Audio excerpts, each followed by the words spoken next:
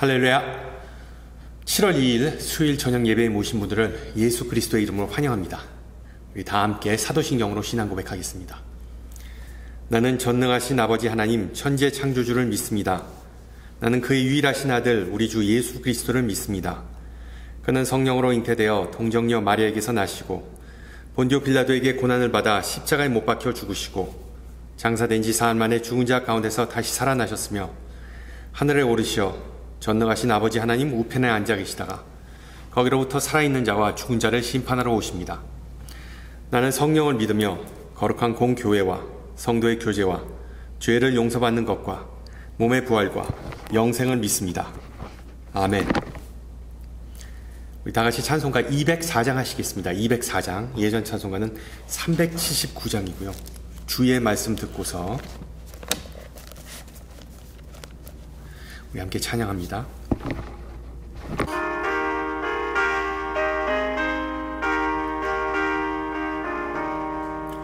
주의 말씀 듣고서 준행하는 자는 반석 위에 터 닦고 집을 지음 같아 비가 오고 물나며 바람 부딪혀도 반석 위에 세운 집 무너지지 않네. 잘 짓고 잘 짓세 우리 집 잘 짓세 만세 반석 위에다 이 집 잘 짓세.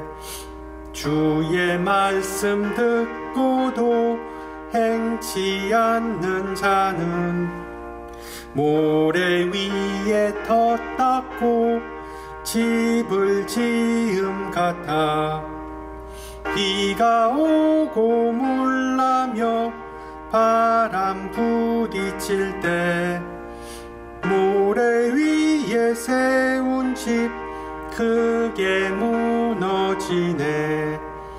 잘 짓고 잘 짓세 우리 집 잘 짓세 만세 반석 위에다 우리 집 잘 짓세.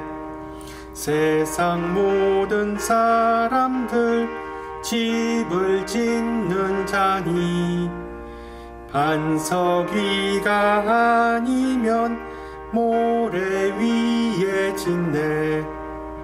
우리 구주 오셔서 지은 상을 줄 때 세운 공로 따라서 영영상 벌 주리.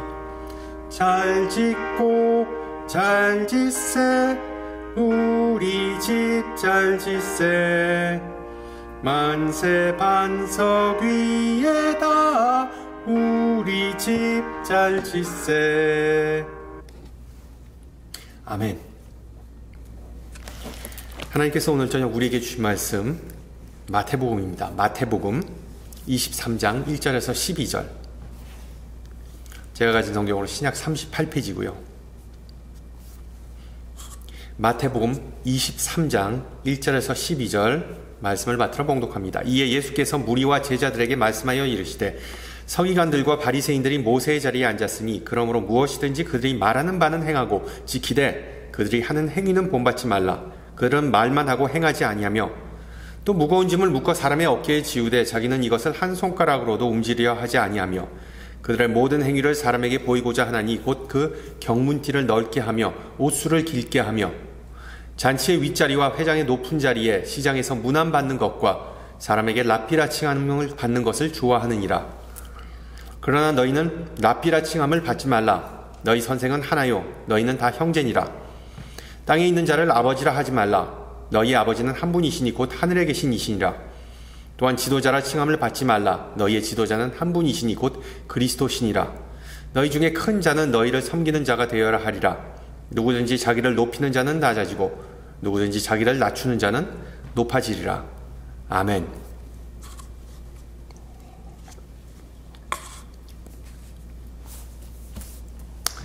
우리가 사는 이 사회에 만연한 잘되면 내 탓, 안되면 남 탓 사고 때문에 겸손하기가 어렵다는 것을 지난주에 말씀드렸죠.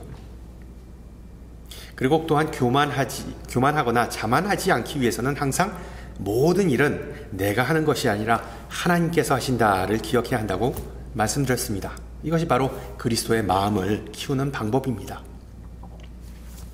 계속해서 오늘은 진리와 겸손에 대해 좀 살펴보고자 합니다.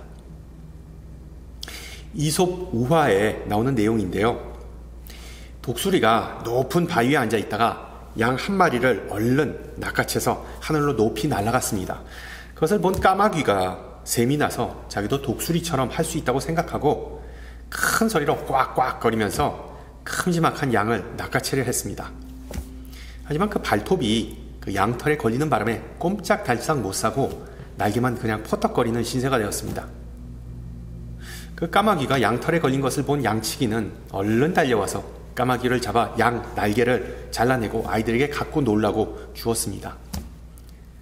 아이가 이게 도대체 무슨 새냐고 묻자 까마귀는 이렇게 대답했답니다. 마음은 독수리, 몸은 까마귀. 이야기가 주는 교훈은 단순하지요. 자만심 때문에 자기 능력을 과대평가하지 말라. 영어 단어 겸손은 humility입니다. humility. 이 단어의 어원은 흙 또는 바닥을 뜻하는 라틴어 후무스입니다. 후무스. 즉 서양에서 말하는 겸손한 사람은 늘 두 발을 땅에 딛고 있는 현실적인 사람 또는 바닥까지 자신을 낮추는 사람을 가리킵니다. 지난주에 요즘 시대에 겸손은 다소 부정적인 의미를 갖는다고 설명해 드렸습니다. 소극적이거나 자신감 없는 사람이 겸손한 사람과는 연상되기도 하고 또한 사람들에게 당신이 겸손하게 된 계기를 한번 이야기하라고 하면 대부분 사람은 공개적으로 어떤 굴욕을 당한 그런 상황을 떠올리곤 합니다. 그러나 진실로 겸손한 사람은 일부러 자신을 드러내거나 자신을 낮춰 보이지 않죠. 그게 바로 교만의 표시이기 때문입니다. 또한 어떤 창피하거나 난처한 상황 때문에 힘들어하지도 않습니다. 왜냐하면 겸손한 사람은 자신의 정체성에 대한 확고한 믿음을 가지고 있고 참된 행복이, 참된 웰비잉이 무엇인지를 알기 때문입니다. 그런 면에서 일부 학자들이 제시한 겸손의 정의를 한번 들어보세요. 참된 겸손은 자신의 강점과 약점을 정확히 알고 그것을 더 큰 맥락에서 보는 시야입니다. 비전. 즉 자기보다 훨씬 더 큰 무언가 일부라는 것과 자기 자신이 우주의 중심이 아니라는 것을 겸손한 사람은 인식하고 있습니다. 그로 인해 그 사람은 안정감과 자유를 동시에 누립니다. 자기 능력을 정확히 알고 있기 때문에 어떻게 자기가 사회에 기여할 수 있는지를 자신에게 끊임없이 묻고 또한 자신의 결점을 알기 때문에 어떻게 성장할 수 있는지를 고민합니다. 이런 정의에 의하면 인간의 시야 또는 비전은 예수의 제자의 본질적인 특징입니다. 여러분 알다시피 서기관과 바리새인과는 달리 예수님은 율법을 일일이 분석하고 해석하면서 사람들을 설득하려 하지 않으셨습니다. 무엇이 옳고 그른가를 가르치는 데 시간을 할애하지도 않았습니다. 오히려 수많은 비유를 통해 이야기를 통해 사람들이 하나님의 왕국을 머릿속으로 visualize 그 그릴 수 있게 상상할 수 있게 도와주었습니다. 그리고 또한 그 그림 속에 그 드넓은 그림 속에 사람들이 자기 자신을 발견하도록 도와주었습니다. 여러분 생각해 보세요. 하나님께서 창조하신 이 광활한 우주 속에서 어떤 티끌보다 더 작은 우리 자신을 객관적으로 볼 수만 있다면 당연히 주님의 높고 위대하심을 내 영혼이 찬양하지 않겠습니까? 비전과 더불어 성장은 예수의 제자의 또 다른 특징입니다. 겸손한 사람의 또 다른 특징입니다. 제자는 하나님에 관한 지혜와 지식을 쌓는 것이 일평생의 과제이자 과정임을 알고 있습니다. 반면에 바리새인은 자신을 영적으로 성숙하고 완성된 존재라고 생각했습니다. 당연히 하나님과 하나님의 뜻을 자기 자신이 가장 잘 알고 있다고 자부했죠. 그래서 결과적으로 바리새인들과 서기관들은 자신이 특별한 존재라고 생각했습니다. 실제로 그들은 당시의 종교적 본보기이자 롤 모델이자 영적인 권위자 또한 하나님의 드림팀으로 취급되었습니다. 엄청난 특권의식을 가진 사람들이었습니다. 오늘 읽은 본문을 보세요. 마태복음 저자는 이 서기관들과 바리새인이 잔치에서 명예로운 자리에 항상 앉고 회당에서는 가장 높은 자리에 차지를 하지하며 또 시장터에서는 존경과 인사를 기대한다고 묘사합니다. 그들은 항상 경문티, 그 영어로는 필락트린인데 즉 율법 구절이 담긴 그 상자를 가죽으로 된 상자를 이마에 묶고 다니고 또한 그 긴 술이 달린 옷을 입었습니다. 이것들은 1세기 유대교의 대표적인 장신구들이었죠. 그리고 또한 랍비, 즉 스승님, 선생님이라고 불리는 것을 선호했습니다. 요약하면 바리새인들은 독선적이고 교만했고 현실과 동떨어져 있고 극단적인 자기애를 지닌 부류였습니다. 그러나 더 큰 문제는 3절에 나오듯이 그들은 가르치는 것을 실천하지 않았다라는 것입니다. 예수님은 서기관들과 바리새인들이 말만 뻔지르르하게 하고 행함이 없는 사람이라고 말씀하십니다. 그들은 종교적 위선자, 사기꾼, 가짜였습니다. 또한 그들은 훈수질의 대가였습니다. 타인에게 도덕에 대해 가르치는 것이 의무라고 믿었습니다. 하지만 자선을 실천하는 것은 다른 사람의 몫이라고 믿었습니다. 그럼 4절을 보세요. 무거운 짐을 묶어 사람의 어깨에 지우되 자기는 이것을 한 손가락으로 움직이려 하지 아니한다라고 예수님은 말씀하십니다. 바리새인들은 백성이 하나님의 자녀로 살도록 장려했습니다. 아주 좋은 일이죠. 그래서 식사 전에 손을 씻는 법, 정결법을 아주 강조했습니다. 하지만 예수님은 그런 법이 하나님의 계명보다는 훨씬 덜 중요한 하나의 인간적인 전통으로 취급하셨죠. 그래서 마태복음 15장에서 입으로 들어가는 것이 사람을 더럽히는 것이 아니라 입에서 나오는 것이 사람을 더럽힌다라고 말씀하셨습니다. 더 나아가 그 위생보다 더 심각한 문제가 존재했습니다. 예수님은 바리새인과 서기관을 꼭 집어서 연세가 있는 부모들은 돌보지 않고 성전에만 돈을 낸다, 기부한다 라는 점을 지적하셨습니다. 예수님은 그들이 헌금보다 더 중요한 5계명인 내 부모를 공경하는 것을 어겼다고 암시하는 것이죠. 예수님은 오늘 본문에서 그런 불의한 행동을 가리켜 무거운 짐, heavy burden이라는 표현을 사용하십니다. 즉 사랑하는 이가 궁핍할 때 그냥 방치하거나 말로 이래라 저래라 하지 말고 즉시 도움의 손길을 내밀라는 그런 의미입니다. 따라서 오늘 본문에서 예수님은 이 서기관들과 바리새인들에게 겸손을 가르치십니다. 자신을 낮출수록 높게 올라갈 수 있다는 역설적인 진리를 가르치시는 것이죠. 교만 대신 겸손을 권장하십니다. 너희는 랍비라 칭함을 받지 말라. 히브리어 단어 랍비는 스승, 선생이라는 뜻도 있지만 원래는 위대한 자 또는 존경받는 자를 뜻했습니다. 보통 스승이 존경받고 위대하다고 생각됐으니까요.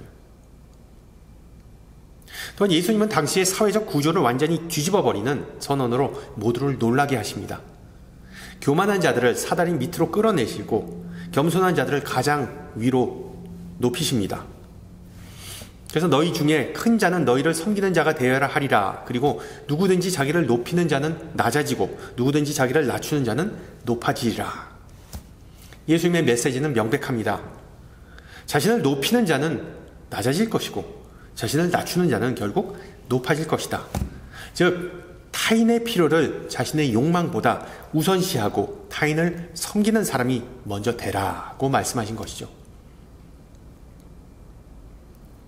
실제로 하나님의 나라는 이 세상의 원리와는 완전히 거꾸로 돌아갑니다. 하나님에게 가장 인정받는 방법은 자기 자신을 드러내는 것이 아니라 자기 자신을 낮추는 것이라고 성경은 말합니다. 그리고 이 원리는 바리새인뿐만 아니라 우리 모두에게 적용됩니다. 하나님 나라에서 성공하는 사람은 자신을 섬기는 사람이 아니라 스스로 종이 되는 사람입니다. 물론 이 세상 속에서 존경받고 뛰어난 사람들이 하나님 나라에서는 별 볼 일 없다는 사람이 된다는 그런 의미가 아닙니다.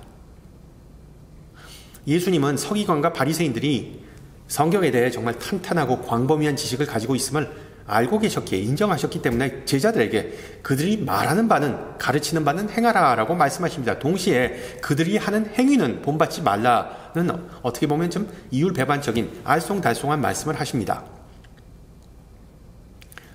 실제로 서기관과 바리새인이 다 악한 사람은 아니었습니다. 오늘날에도 경제, 기술, 금융, 정치와 같은 분야에서 잘 나가는 사람들, 리더들, 다 나쁜 사람은 아니죠. 특히 바리새인들이 예수님의 원수였다는 잘못된 생각이 많은 현대 그리스도인들 가운데 있는 것 같습니다. 예전에 제가 신학교 다닐 때 어떤 유대인 랍비로부터 수업을 들었는데 그는 바리새인들을 이렇게 정의했습니다.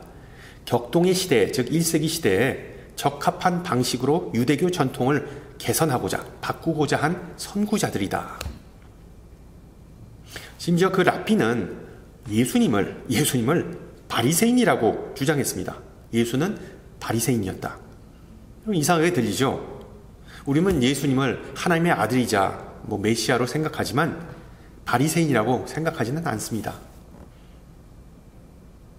그런데 보세요.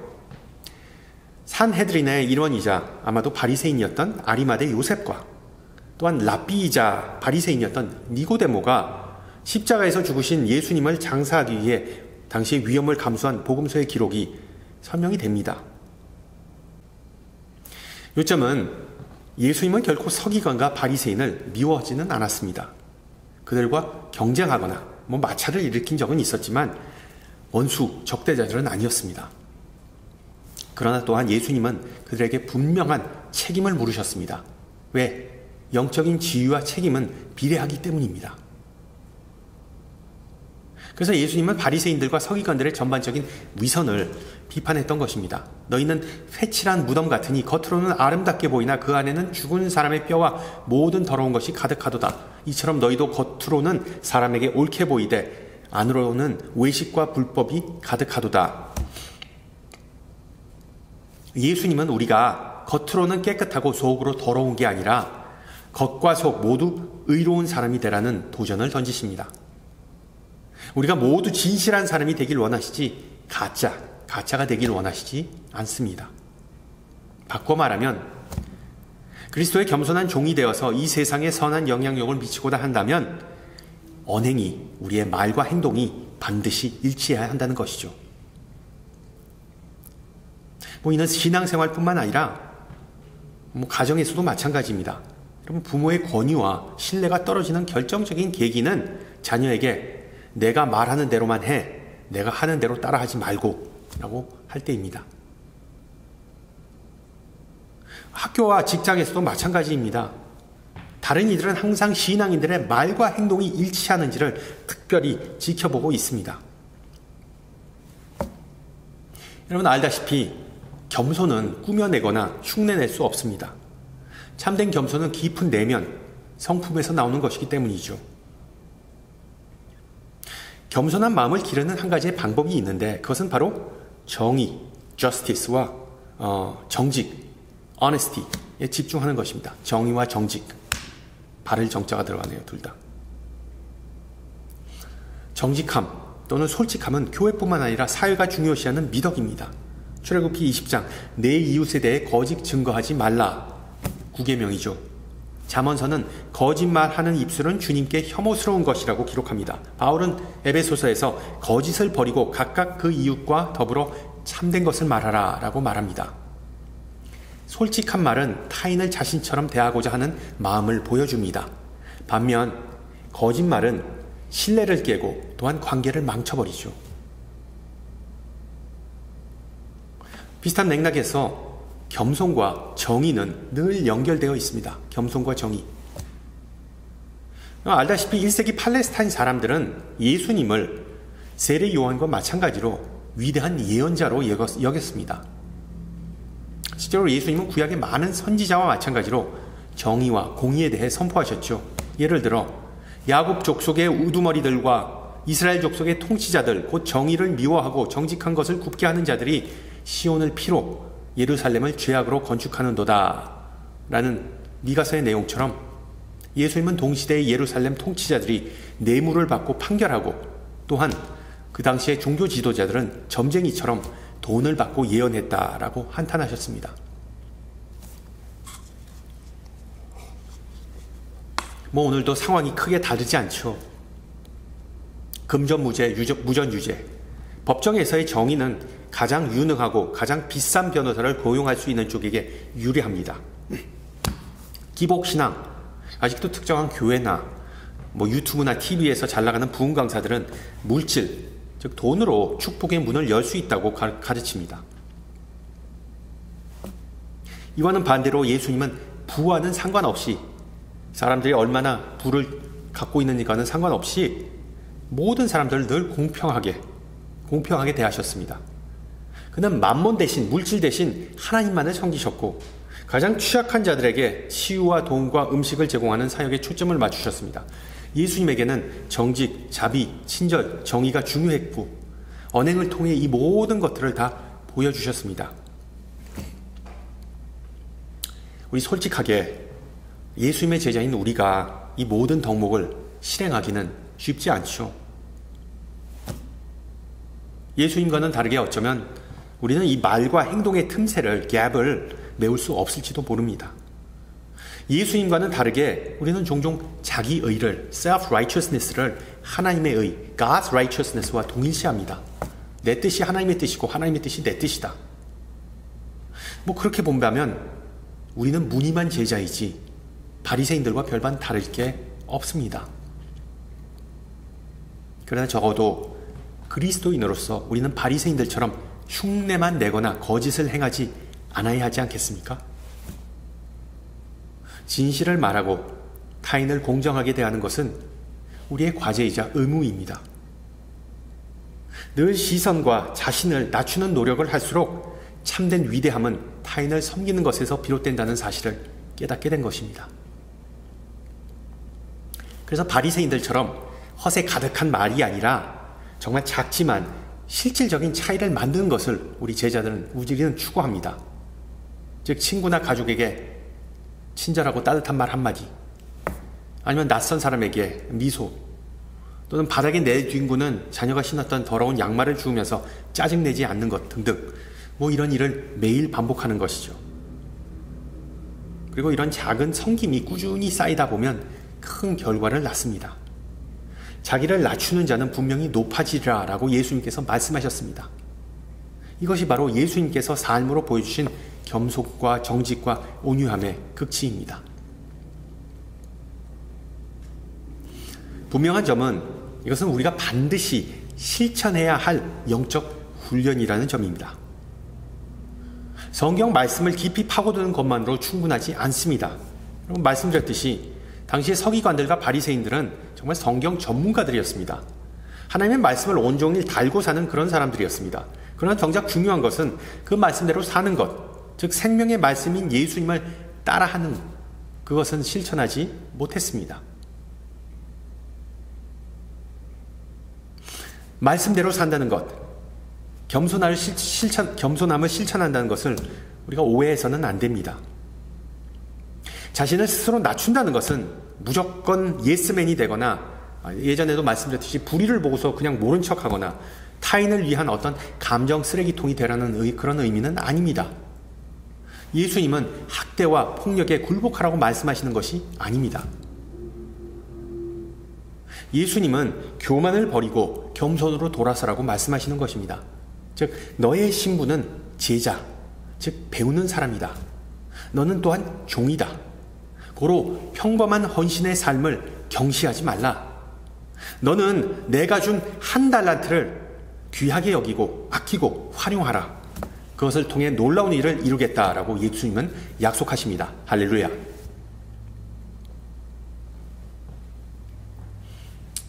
한 3년 전인가 미국에서 신앙인과 비신앙인이 각각 기독교를 어떻게 생각하는지 바라보는지를 알기 위한 설문조사를 실시했습니다.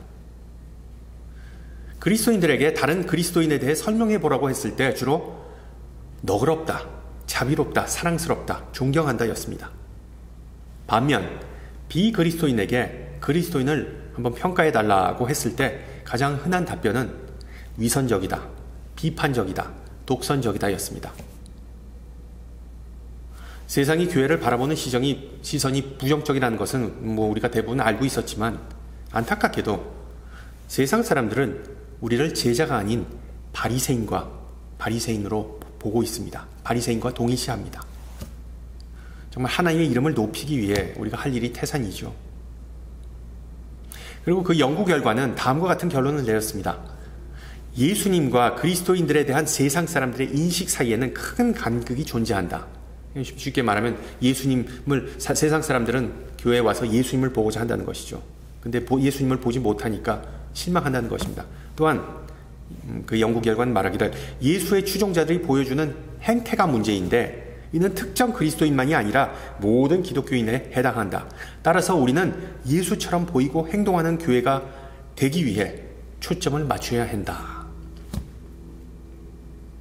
우리가 다 아는 내용입니다. 그리고 또한 다 맞는 내용이죠. 그게 잘 안 돼서 문제죠. 세상이 우리 교인들에게 더 높은 도덕적 그리고 인격적 기준을 기대하는 것은 당연한 일입니다. 그런데 여러분, 어떻게 보면 비신앙인들도 이웃의 눈 속에 있는 티끌은 잘 보면서 자신의 눈 속에 있는 들보는 보지 못하는 바리새인들과 같지 않습니까? 특별히 그리스도인이라고 더 위선적이고 더 비판적이고 더 독선적인 것은 아니지 않습니까? 안 믿는 사람도 그런 사람 얼마든지 있습니다. 요점은 신앙인이든 비신앙인이든 우리 모두에게는 다 바리새적인 면모가 존재한다는 것입니다. 자만은 보편적인 죄이기 때문에 앞서 말씀드렸듯이 까마귀와 같은 그런 본성은 우리 모두의 어떤 우리가 모두 가지고 있는 것이기 때문에 어쩌면 당연한 현상이죠. 교회를 떠나거나 아니면 신앙생활을 소홀히 하거나 아니면 신앙을 저버리는 사람들이 주로 갖는 생각이죠. 교회에는 제자가 아니라 바리새인이 너무 많더라. 즉 기독교 바리새인이 투성이더라. 솔직하게 말씀드리면 이 목사와 바리새인은 정말 50보 100보입니다. 우리 목사들도 가르치는 위치에 있으니까요. 목회자는 자신이 설교하는 내용을 삶으로 실천하지 않거나 못하는 경우가 많습니다. 열심히 설교하다 보면 우리 자신도 은혜 받기가 힘듭니다. 그래서 성도들이 목사에게만 집중하면 실망하는 경우가 상당히 많습니다. 그렇지만 신앙을 저버리는 이유가 교회 속에 예수가 보이지 않는다라면 여러분, 그 논리는 잘못되었습니다.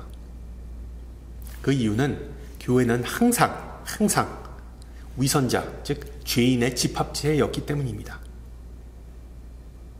예수님조차 마지막 날에 밀과 가라지, 제자와 바리새인을 구분하실 거라고 분명히 말씀하셨죠. 또한 이런 내용은 바울의 많은 서신 속에서도 확인이 됩니다. 복음서도 마찬가지죠. 12제자 중에 야고보와 요한을 보세요. 제자가 아니라 정말 바리새인들과 같습니다. 왜? 주님, 천국의 가장 높은 자리 예약 좀 부탁드립니다. 이런 비유가 적합할지 모르지만 기독교적 바리새주의는 어떻게 보면 위조 지폐, counterfeit, 위조 지폐와 같다고 볼 수 있습니다. 그렇다고 위조 지폐가 무섭다고 진짜 지폐를 사용하지 않는 사람은 없습니다. 우리말로는 구덕이 무서워서 장 못 담그나. 마찬가지로 그리스도의 몸을 불신하거나 거부하는 것은 어떻게 보면 어리석은 생각입니다. 왜냐하면 그리스도의 몸은 많은 모순과 연약함, 아픔에도 불구하고 다른 그 어느 곳에서 찾을 수 없는 기쁨과 평화, 생명이 그 안에 있기 때문이죠. 그렇습니다.